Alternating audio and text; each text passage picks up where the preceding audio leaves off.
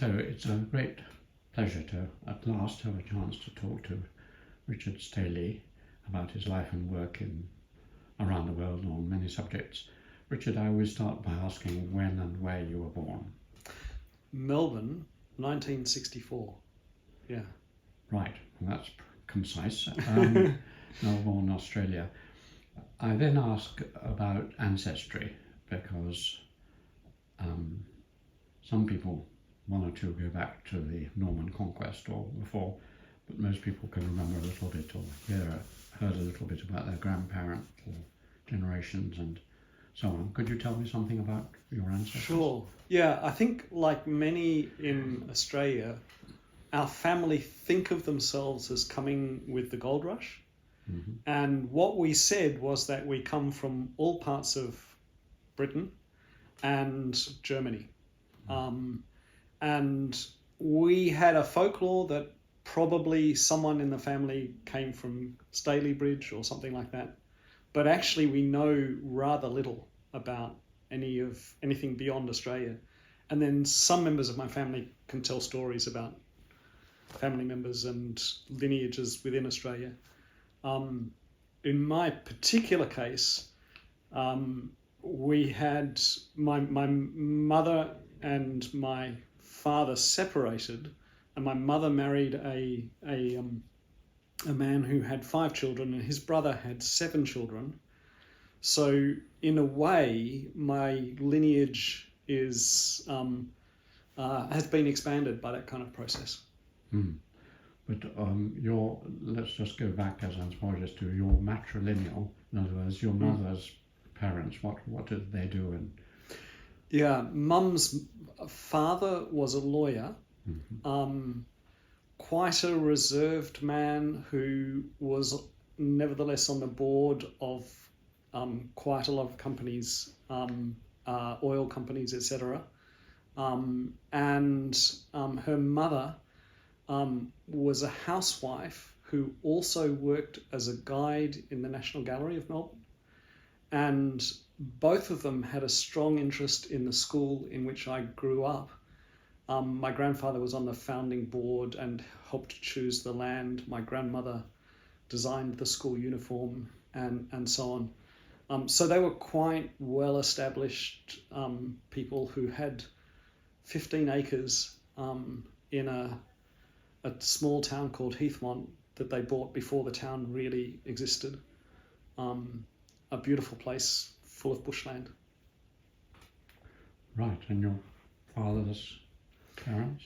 My father's parents, my father's father was a car salesman, but also fought in the war. He was in World War in Gallipoli. In the Second World War. Second War. He was I'm not sure exactly what role he had, but he was in a bombing crew. And his wife, Alma, Dad's mother, I think was basically a housewife. Yeah. Sounds as if, from what you said earlier on, your stepfather, if that's the right way to describe him, was more influential in some ways on you than your father. Is that? Not really. Though they both were really important. And one of the things that was my father and mother separated in my last year of school. Right. And so when you were 17, 18? That's right. Mum's relationship with Paul had begun before that. We'd got to know him first as a music teacher. My father was a politician, and Dad was also a kind of larger than life presence who in a way wasn't around much in daily life, but nevertheless was really important.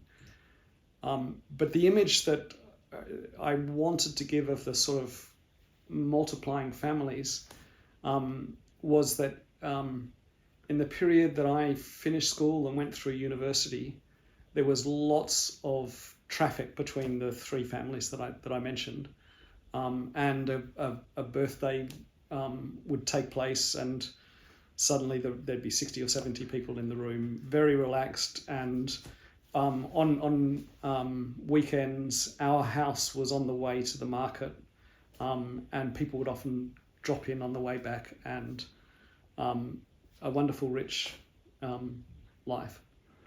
And the character you mentioned, your father as a politician, is that a national or a local politician? He was a national politician. He spent 10 years in federal parliament. He had a really interesting and influential political career. He began life when my mother met him. He was actually planning to go into the church. He spent 2 days at the seminary and then declared to the professor there that he decided that God had been invented by man, not the other way around. And Mackay told him, well, that doesn't matter. We've got plenty of place in the church for people like you. But Dad explained that he thought he was more interested in politics. And he went into become a lecturer at the University of Melbourne, and then fairly soon afterwards became a practical politician, had a seat in one of the sort of reasonably inner suburbs in Melbourne, was a member of the Liberal Party, helped organise Malcolm Fraser's leadership campaign. He went to Fraser and said, have you thought about becoming leader of the Liberal Party? Fraser said he hadn't really, and Dad then helped organise it. And he was later Minister for Post and Telecommunications, but he gave up politics, and this is quite extraordinary. He gave up politics after 10 years in order to try and save his marriage with my mother, and that didn't work, but it does express something of the extraordinary independence that he had. He was both a politician and also somehow independent of that too. How do you think his character influenced you? I would say the thing that's remarkable about him, two things. One is courage, and another is generosity. And I experienced those in lots of, ordinary family ways. One example is, I said I liked his jumper once, and he gave it to me. And there was another occasion when I was swimming. He waved from the shore, I waved back. He ran in towards me, and by the time he got to me, his voice was completely gone. He'd seen what he thought were sharks one wave away. And that image of him running straight towards danger to help me was a big image for my sense of him. He also later had suffered an extraordinary car accident, was in hospital for 18 months, and spent the rest of his life in a wheelchair, could walk with calipers and so on, and eventually actually went back into politics by becoming the president of the Liberal Party, so the president of their executive behind the scenes, and was important in the campaigns of John Howard and other political figures in Australia. So he had a really long political life, but actually in a way that escapes common views of partisan politics. In a sense, he was a partisan. He helped organise the leadership campaigns of people and so on. But it's clear from the way that he described his relations with people like Gough Whitlam and Bob Hawke, who were leaders of the Labor Party, that they had a respect for each other and so on.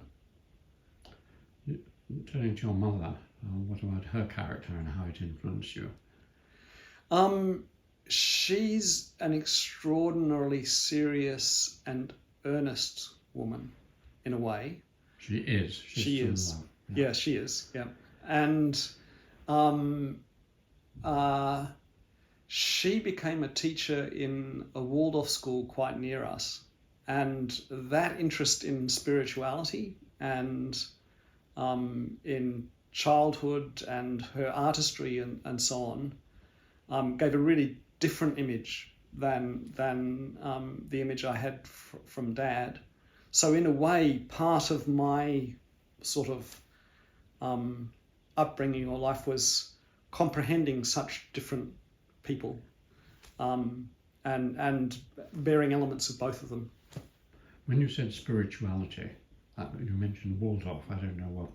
I know of it as a hotel rather than a school, but what was this spirituality? So the Waldorf schools were founded by Rudolf Steiner, Right. the German thinker. Yes. Yeah. So the Steiner schools, yeah. Yeah. Okay. So onto your own life. What is your first memory? A sort of fairly concrete and serious memory. Gosh. I don't have an answer for that. If I'm thinking now, the images that come to me at the moment are of the house in which I grew up from an age about 5 or 6. Yeah. And there of playing under the bushes, dry ground, scraggly bushes, etc. I may have earlier memories than that, but I don't know them now. They'd have to come to me. And that's a kind of generalized memory. It's not a memory of a moment. It's a memory of a scene rather than of me doing anything. Well, playing around reminds me of one question, which is around that age, from about 5 to 10. Did you have any particular hobbies or passions or interests? I went through a few kind of stereotypical hobbies of collecting stamps or things like that. But I would say the main thing actually was just spending time outdoors. And we lived on a 4-acre bit of land that was on a hillside, had beautiful views. And I think that being surrounded in nature and just spending time outdoors, that would probably be the main thing. Because always trying to tie up that early thing with the present, you're very interested in ecology and nature now. Do you think there could be some connection? I think so. There's a strong feeling of we should care for place, and also a really strong sense of the way that landscape shapes us and so on. And that I think comes from two things. One is sinking into it in Australia, bushwalking, camping, spending holidays by the sea, etc., doing a lot outdoors, and then moving here to Britain as to do a doctorate, and finding that nothing in Britain reminded me of nature in Australia.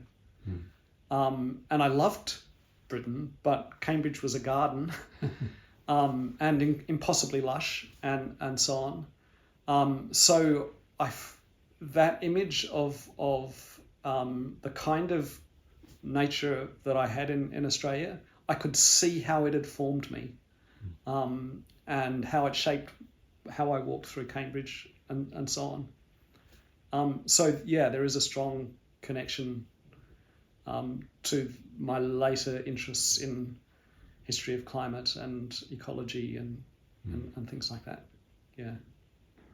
Your first school, I mean, you went to a sort of preschool or kindergarten, and then did you go straight to a Rudolf Steiner kind of school? I was not a student at the Steiner school. I was older than the school. My sister went to the Steiner school, and I got to know some teachers at the Steiner school later and found them really interesting people. But I went to the school I mentioned that my grandmother and grandfather had played a role in founding, which was the nearest boys' grammar school. Hence, my sister couldn't have been a student there. And I loved that school too, although it also was quite large, and partly because of Dad's high profile, it was sometimes a tough place. But I had really good friends and really did enjoy school life, actually. If it was a grammar school, you went there at 11, did you, or 12? No, I went there for preschool. I mean, I spent 1 or 2 years in a kindergarten. One of my oldest friends I met in kindergarten, and we're still in contact. He's the one person I've remained in contact throughout my life. And then went to the school, which was quite near us, about 25 minutes walk. We often walked to school. John's place was the last place on the route to school. Otherwise, I could drop in on Bob Clark or Charlie Christie. And we often walked back via each other's houses and had a lot of good time together. When taking you to the school at about the age of 11 or 12, or even a little earlier, were there any teachers at that time who were influential on you? Yeah, I remember a couple of teachers. John King in grade 3, which we had as an open classroom, and Mr. Archer, I think his name was Jeffrey, but that seems as though it shouldn't be right, who was the coach of the hockey team. I did enjoy much of what I was doing, and had good teachers. The teachers who were particularly influential probably came a little bit later than that period. Yeah, we'll come to them. You mentioned the hockey team. Were you a sportsman through your school days? Yeah, I could do almost any sport except Aussie rules because I wear spectacles and they're dangerous on a football field. I was pretty good at most sports. You enjoyed wear them them a lot. because you were short-sighted, are you? Yeah, that's right. Yeah. And I played field hockey and was on the athletics team, and played cricket, swam, and like many Australian schools, we did a bit of everything. Yeah. And did you continue that through later in life?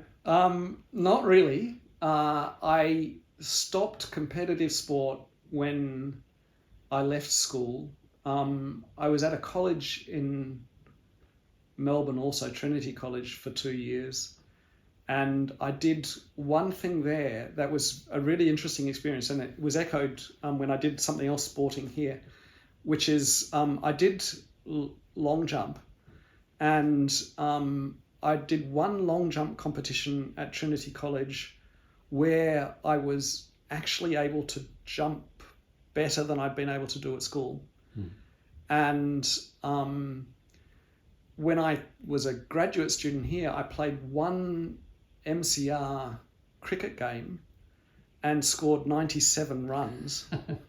And that was also an unusual experience. And it was a certain sense in which being a little bit free of the competitive the competitive culture of school, although I had been really good at competitive hockey, being a little bit free of that, I experienced sport slightly differently. Ever since then, I've been active, but like many Australian men, I I follow cricket and Aussie rules from a distance, but mainly simply by knowing the results and reading about it. I don't go to games and things like that. So taking you on a little bit to about the age of 14, 15, in my experience and in the Anglican Church, that's the time you become confirmed, and it's roughly around then or a little later that you have usually your most serious involvement with organised religion. You mentioned the spiritualist or spiritual aspect to your parents. Were you confirmed? Are you a member of the ACT? No, I was not confirmed. We went to church at Easter and Christmas. I read the Bible, and I do have an inner sense of spirituality, I think, but it's been much more private than church oriented. So how would you describe yourself on the spectrum from atheist to even evangelical? Oh, I wouldn't describe myself on that spectrum. I would say I'm most interested in knowledge, and in many areas, those areas of the spiritual, I have a sense for, but I don't know them. And knowledge is the core for me, but I take that very broadly and deeply. So I'm interested in the expanse of human knowledge, and I'll wait and see, in a way. Or experiencing experience is central to those sort of elements. Not greatly dissimilar to one of the people who worked on Einstein, who, as you know, sort of hedged his bets and sort of said there must be something bigger or something, but never committed himself. Yeah, that's true. And actually, you mentioning Einstein soon after talking about age 14, 15, when I was about 14, I decided I wanted to learn relativity.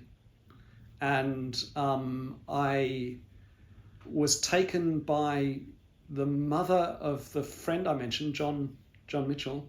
His mother, Jill, took me to her university library. She was at that time a student at Monash University, and I went to find the original special relativity paper from 1905 because I wanted to read it. And I found the journal Annalen der Physik, picked it up and realised it was in German, and I couldn't read it. But that, in a way, was a mark of the interest that I later took up in history of science and Einstein and the like. In thinking about Einstein, it certainly is the sense in which he represented science, but so much more than science, that is particularly interesting about him. I mean, it's one of the things that's discussed in relation to Alan Turing, that because he came across that paper very early and wrote a summary of it for his mother, which many people say was a rather good summary, and that he told Einstein off on one or two errors he made in the paper. I don't know if you remember that. So did you start going towards the science side in your schooling from that age, 15? I was, and this is also true now, I was in a way very balanced. In the final year of school in Australia, you could do 5 subjects. Most people did 5 subjects. Some rare people did 6 subjects. I did physics, chem, mathematics, English, and English literature. And the breadth of concern in that was important to me. Probably the most important thing I did in my final year at school was write poetry. And I submitted a portfolio for our English assessment piece that was stubbornly poetic, and probably didn't do my final grades all that good. But in a way, I worked through lots of things in poetry in that period, but I had deeply loved, in particular, the image that came from one of our chemistry teachers giving a lecture on the constitution of the stars. And when I went to university, it was actually to do in the end, a combined law arts degree. But I took up history and philosophy of science because of its core in the sciences, which I thought of the sciences shape our world more thoroughly than anything else. It's very important to work with that. But I had not wanted to be a scientist. I wanted to deal with the implications of science in a way. Mm-hmm. When you were writing your poetry, was there any style or period or set of poets who you were fondest of? Possibly it would be the Romantic poets. I think of Keats, Shakespeare, but I wasn't trying to write like them. No. My poetry was more, I guess, finding the inner voice, in a way, and stemmed from an observation of self, relationships, and of the world. It was, in a certain sense, descriptive and engaging with the inner side of relationships. And you mentioned that at the later stage there were one or two teachers who influenced you. Can you mention who they were? Yeah. One of them was actually someone I never had a class from, Les Christie, who was the deputy headmaster of the school, who organised lots of things, who was the father of a good friend of mine, and who, for example, would organise a newspaper pickup campaign, or things like that. And I took part in many of those activities. And he was a wonderful teacher, although I never had him in a classroom. And he was an image of a person who crossed generations, in a way. I had another English teacher, Mr. Lawson, who also coached hockey, who was quite important for me. And someone who was probably still more important was a drama teacher whose name was Neil Bechervaise, who put on a series of quite difficult plays, like Marquis de Sade. And I participated in all the plays and musical that I could, I think in part as a journey of self-discovery and things like that. Yeah. You mentioned musicals. Were you, are you enthusiastic about music? I'm enthusiastic about listening to music. I'll even sing, but I don't sing all that well. And I have at times, I played the flute at school and I've picked up the guitar afterwards. So music is part of my life, and it was, if I'd gone further in describing the weekend meetings at home or those birthday parties, there would almost always have been 2 or 3 guitars that would come out in the course of events like that. So music surrounded me in a very living way, and I loved it. But I'm not a musician, unfortunately. I would love to be a musician. I mean, you love it now. What music do you mainly listen to now? So 3 things I'll mention. One is a long-term influence that began in those early days, which is Dire Straits and Mark Knopfler. My wonderful. favourites too. Yeah. Yeah, wonderful. I was listening to Telegraph Road last night. Right. Yes. Well, I've listened to Telegraph Road. In fact, I was at a concert of Mark Knopfler's in Melbourne. The concerts sold out, like wildfire. This particular concert, I had a seat halfway back on the ground floor. I ran up, before anybody else. So I was then right in the front of the rows. This is when I'm about 18 or 19, maybe a bit later. And they played Telegraph Road, and Mark Knopfler said, "This is the second time we've played it." And it was extraordinary as you hear that unfold. Yeah.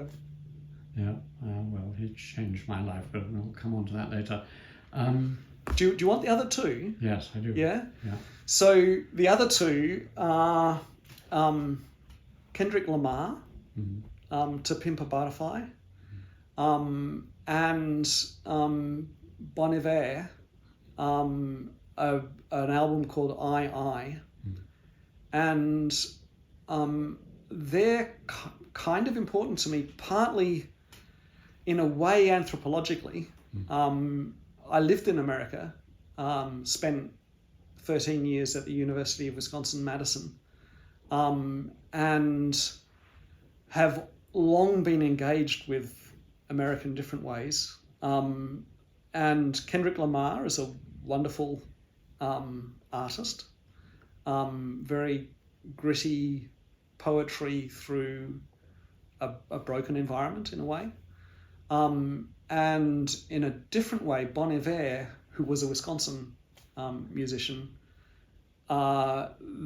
his music really builds sound anew from fragments in a way. It's a very exploratory kind of sound.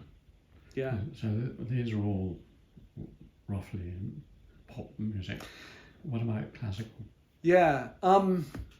Classical music I engaged with a lot in the period as I ended school and in early university, and I engaged in particular with Beethoven's work, and the Hammerklavier Sonata, which I wrote about too. That was one of the ways I understood living in the city of Melbourne, the first time I lived in the city, having grown up on this sort of outer suburb sort of place I was describing.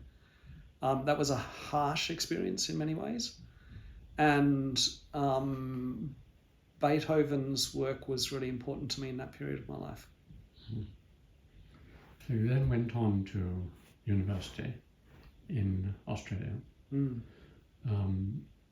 Where and what did you study? You mentioned something of what you studied. Yeah. So I had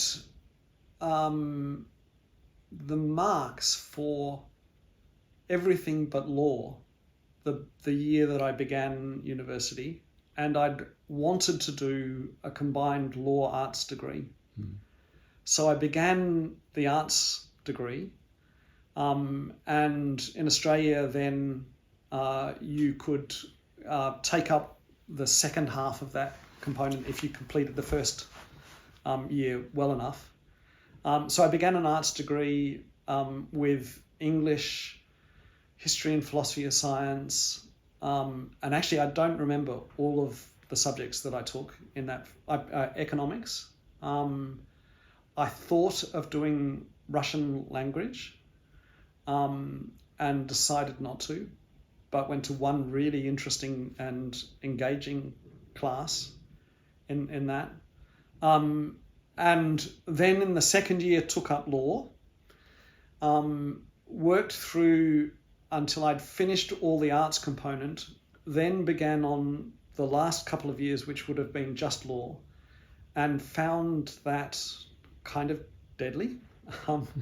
I hadn't wanted to be a lawyer, and law is a field that everybody doing it, there are lots of people doing it with a real commitment to it. I was there for intellectual reasons and found I'd exhausted those reasons quite early on. But I really enjoyed history and philosophy of science, and I'd actually been given a letter by the department asking if I wanted to do honours in the subject. And at a critical moment, I recalled that and then swapped to finish up honours in history and philosophy of science. and did that. At that point, I started engaging with the work of Max Born, and I later did a PhD on Born, and also did projects on anthropology in Australia, Antarctica, a whole range of different things. So then I sort of was building up the academic interests that I've worked with ever since. Were there any teachers or lecturers or supervisors who really influenced you in that period? I had some very good teachers, and I really valued, in particular, Keith Hutchison as a teacher. He taught a course on history of astronomy, which I later TA'd for.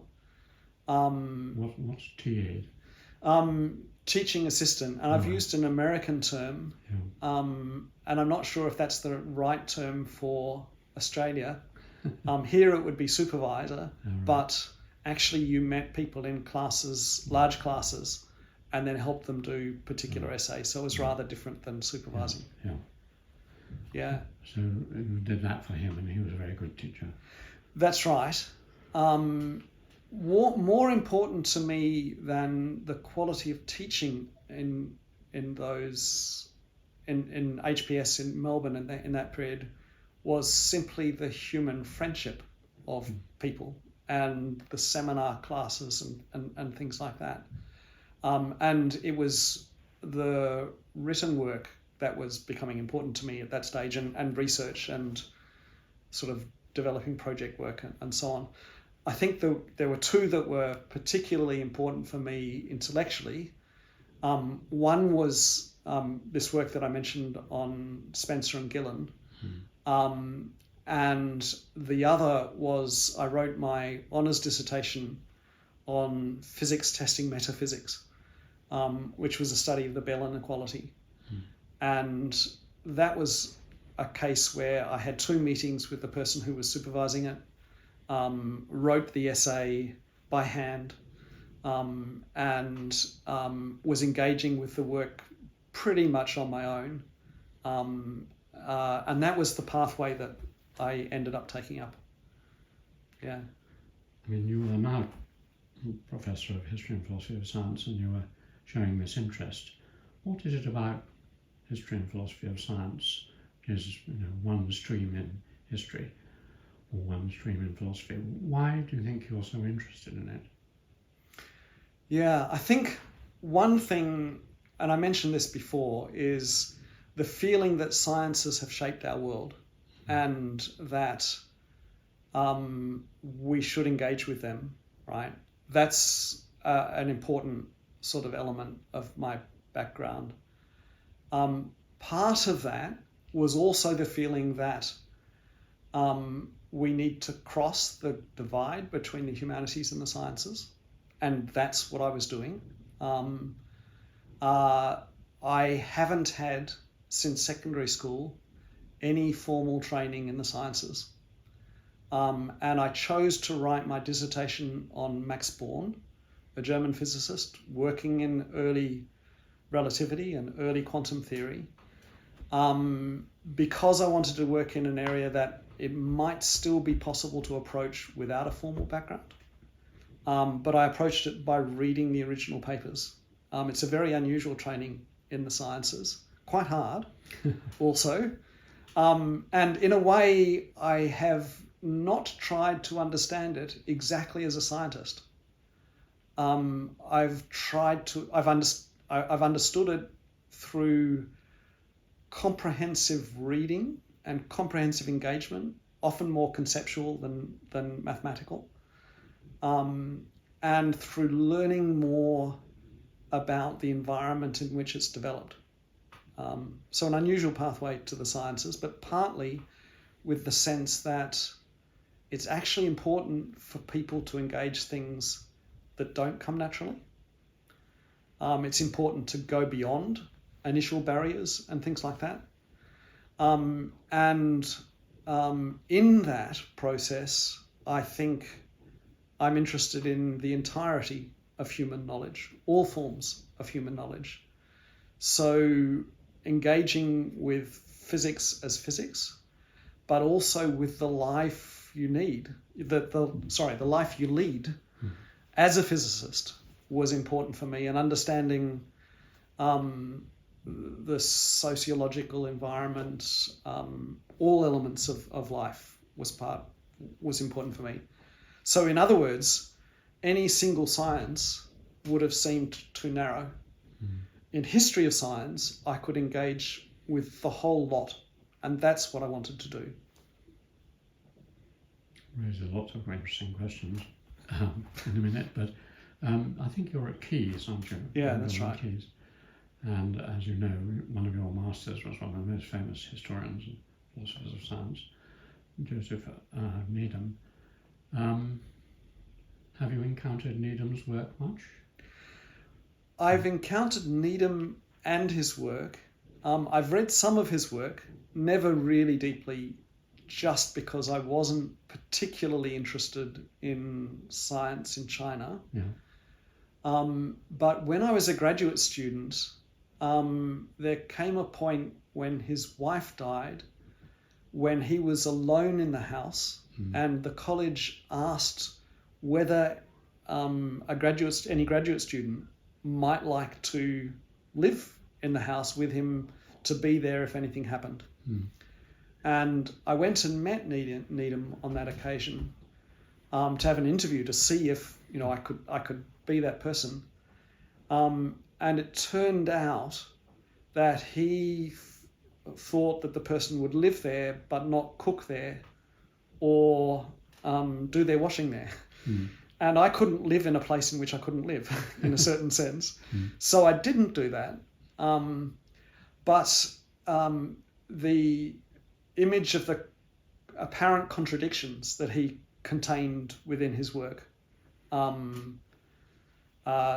China and the West, which aren't contradictions but are really very different, communism and religion, and so on. That sort of image is something that I admire, the people who are able to do that. And you may or may not know, but there's a portrait of Needham which hangs in the college hall, which is quite inspiring, of Needham in this blue smock. Does it still hang in the college hall? Yes, it does. Yeah. They've had a big clear out, I gather. Yeah, we have fewer images there. I think the next door image is of Stephen Hawking in his wheelchair. And then there are images of the current master and Sir Alan Furst, the past master but one. So we've skipped quite a bit, and we're now on to Cambridge. We've missed various things in America and elsewhere, but when did you come to Cambridge later on? The first time was as a graduate student in 1987 to begin a PhD on the history and philosophy of Max Born, which became a primarily historically oriented piece of work on Max Born and the German physics community, the education of a physicist, in part looking at the relations between education and research, because that was important for me, because it was my way of moving into understanding physics as someone who hadn't been trained as a physicist. Who was your supervisor? So initially, Michael Redhead, Yes. the philosopher of quantum mechanics, and then after my first year, Simon Schaffer, which was much more suitable and fitted much more the sort of capacious sense of knowledge that I was working with. Tell me something about Simon, an old friend of both of ours, but what strikes you about him?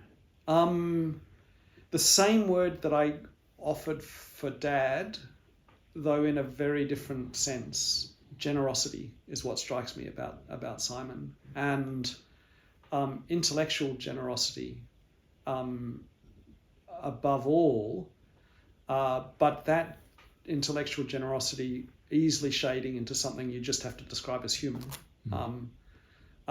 So one image of that is that at the time that I made the transition that I've just described from Michael Redhead to Simon Schaffer, Simon was actually often being attacked in the department for his social constructivism.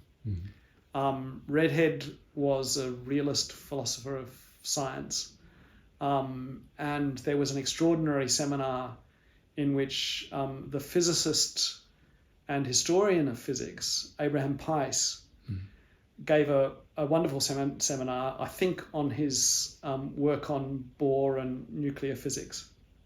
And then the question period began, and then Michael Redhead asked Peiss, what do you think of sociology of science?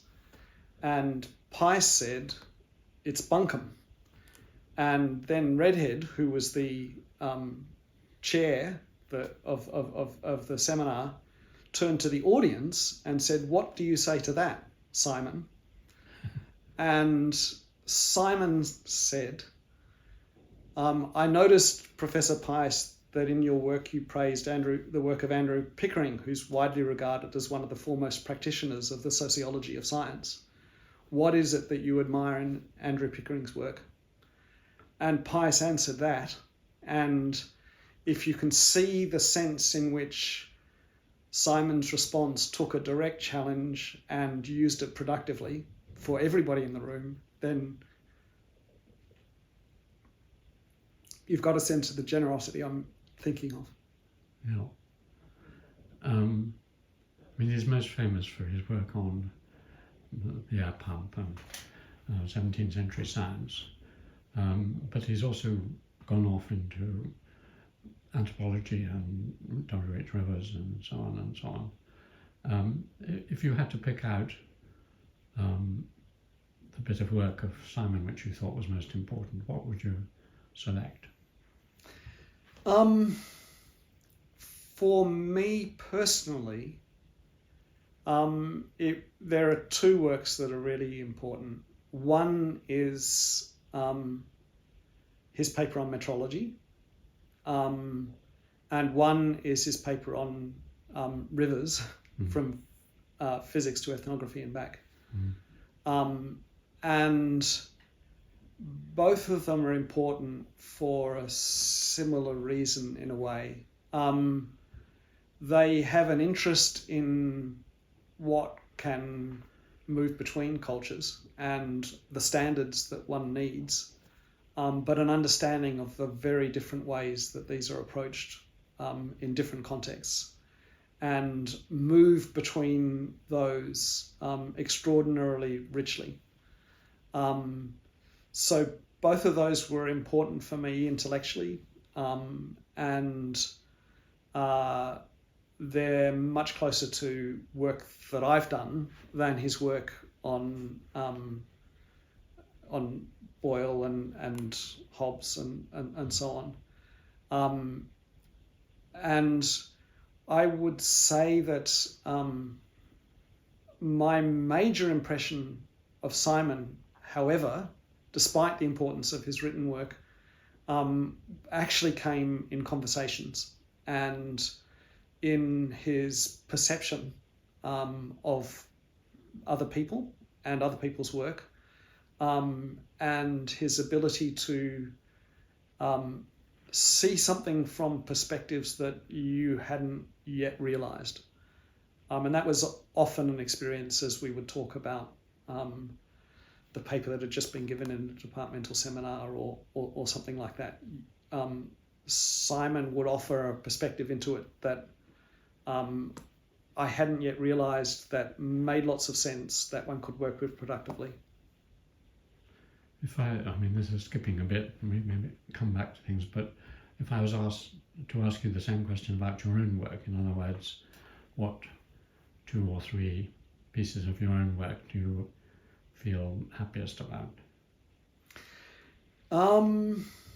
I don't often think of my own work like that, so it's a little bit hard to say. One of my early papers was on participant histories and offered a subtle but thoroughly new perspective on the ways that people had understood relativity in its early days through the kinds of ways that Einstein, Minkowski, Kaufman, and other physicists had described the history of the field they were in the process of developing. And that paper is quite an important paper, I think, and is one of the core things that I've done. There's another paper that I'm fairly well known for, which looks at the co-creation of classical and modern physics. And what that does, which is important for my sense of my own work, was people like Thomas Kuhn and others had really, in a very thorough way, explored the technical tools around the development of modern physics. And they'd often taken for granted the concept of classical physics. And I explored when physicists first started using the term classical in a more general way. When was it? It was in the 1890s. They'd often used it of particular papers or particular pieces of work, like the classic treatise on electricity and magnetism by James Clerk Maxwell. But to describe a field as classical, to think of mechanics as being classical or thermodynamics as being classical, that only emerged in the 1890s. And the images that came from those two different fields were actually in conflict with another. The image of classical mechanics was championed by Ludwig Boltzmann, and he was an atomist. And the people who heard him talk about classical mechanics could as easily think, well, you're drawing on Newton, but what you're doing is quite radical and new. And the people who developed the concept of classical thermodynamics were thinking of principle-based physics and a much more phenomenological approach. And that was in contrast to the statistical mechanics that Boltzmann had developed. So I could see and pull out the tensions between these different concepts of classical, and then explored the gradual process through which the melange that we now work with was first articulated. And that reflects the sense in which my own work has been concerned with exploring our assumptions as well as the assumptions of the physicists in the periods that I've been working with. I think I asked Simon about how he worked, and he said, as I recall long ago, he said he found that he was a middle distance runner.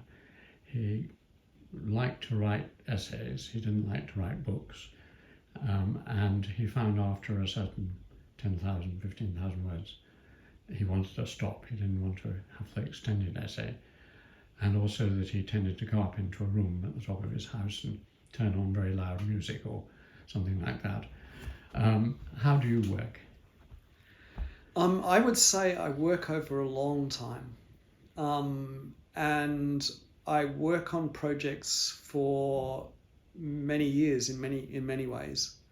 And one example of that is when I finished the book on Einstein's generation that brought together about a decade's work and that was actually responding to work I'd done with Simon and others, presenting exhibitions on the history of physics, and combining that with my work on Born and early relativity and the like in a broader picture.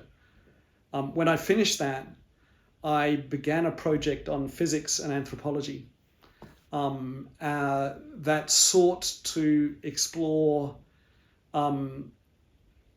two fields that sometimes define themselves in contrast to each other, but actually have shared ground. And I began that with a few concrete examples, people like Boas, Malinowski, as anthropologists who had physics training or philosophy of physics in their background, and Ernst Mach, who was a physicist who had a very anthropological perspective. So I had some core examples and began the project, and then have gone into various different elements of it. And I'm hoping that I'll be able to bring it together in the future. But like my earlier work, that's something that may well take decades. I would say that doesn't mean I'm a long distance runner. And my focus has often been on the details, on being able to see some tensions in concepts and explore the subtle changes over time. I do that in things that I think are important. And there are other areas of my work which I've taken up because I think we need people to work on them, like climate change. And I'll work with those kinds of projects for many years in many different ways. And whether writing is the main thing or not, that can be tested by time.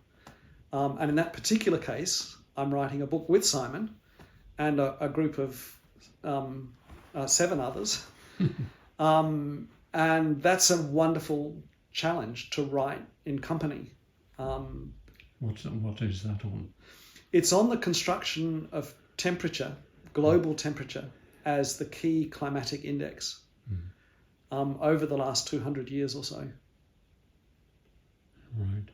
Coming back to that anthropology and physics, I mean, apart from the fact that Malinowski and Boas and Bohr were trained in physics and then got interested in anthropology, what else is there common? I mean, I've read a certain amount of Boas and Malinowski, and if you'd said there was something there that was influenced by physics, I wouldn't know where to start looking.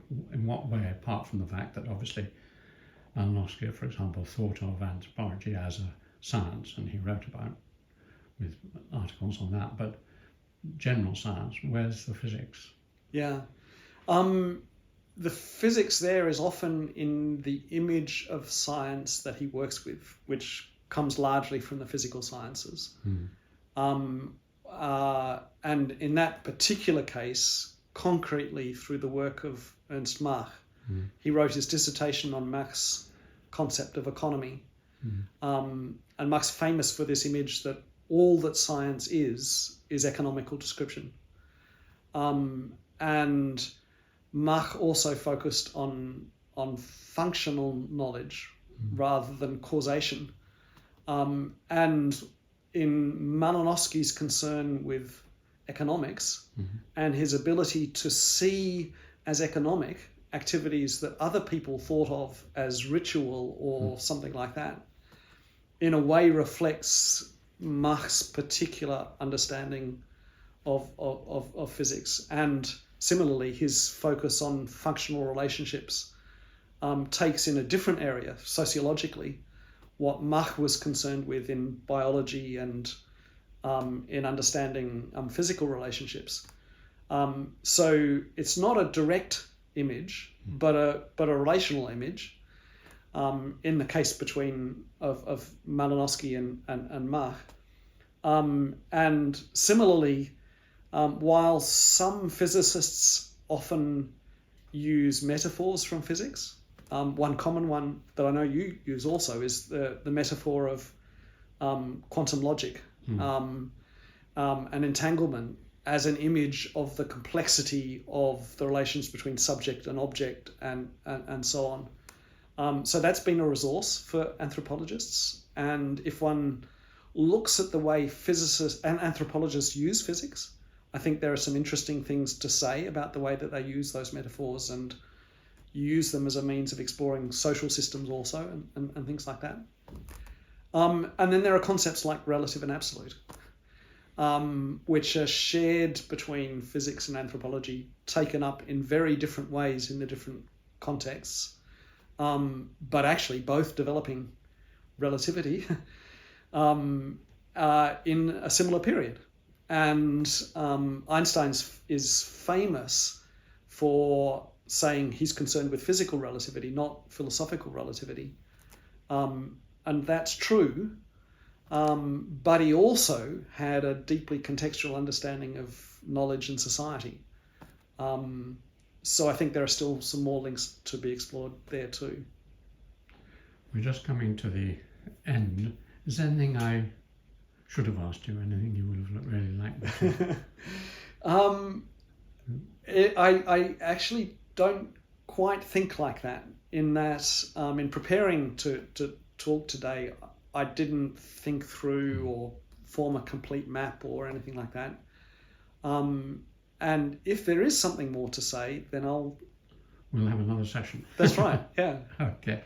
Well, thank you very much indeed, Richard. Thank you.